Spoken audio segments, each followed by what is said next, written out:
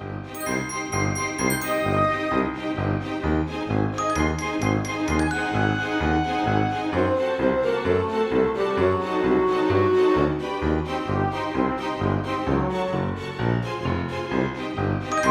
welcome to my channel. My crafty BFF, Robyn Pitts, who is Sir Chauncey Rocco Creative Designs, and I are back again with our Falloween Spooktacular 2024 series. We hope that you will join us each Wednesday and Saturday at 4 p.m. Eastern Standard Time for all the fun fall and Halloween projects. We will also be doing a giveaway with fun prizes, and all you have to do is watch our videos and leave a message and subscribe to our channels. I will leave all of the details about the giveaway, the rules, and so forth in the description box below, as well as a link to Robyn's channel. What I have created today are these adorable Halloween shadow boxes, and the first one here is a ghost and the second one is a house. I've created these for my grandchildren,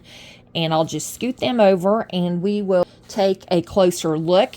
And my granddaughter absolutely loves The Nightmare Before Christmas, and she calls it the spooky movie, and she has called it that since she first saw it. She wants to be Jack Skellington for Halloween again this year. So last year she was Sally, and then this year will be the second time she has been Jack. So anyways, we'll dive right in here. I've just used some white cardstock to create the ghost and the layers, and then some glitter paper for the black portions, and just some cardstock I had in my stash, and then some of the really pretty orange foil paper. You can see Jack and Sally, I always call it the infamous moon scene. You can see the little ghost dog, and then you can see the Jack moon in the background there. But just, this was super simple to put together. It took longer to cut everything out.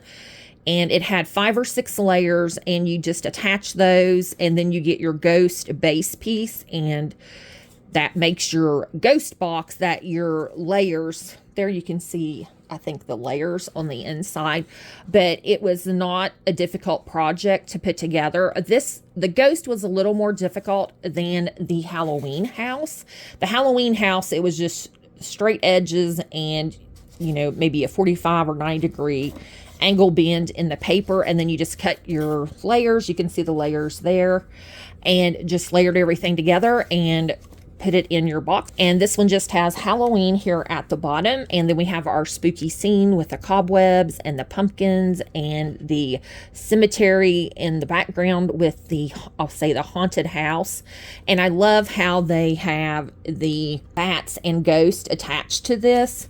But I just thought this would be fun for the grandkids. They'd like having them in their room. And I will link the Etsy store I bought these from, as well as the tutorial they had. And I do believe the Etsy store name is Go M Art Craft, and that is the YouTube channel name. So I'll link all of that in the description box below.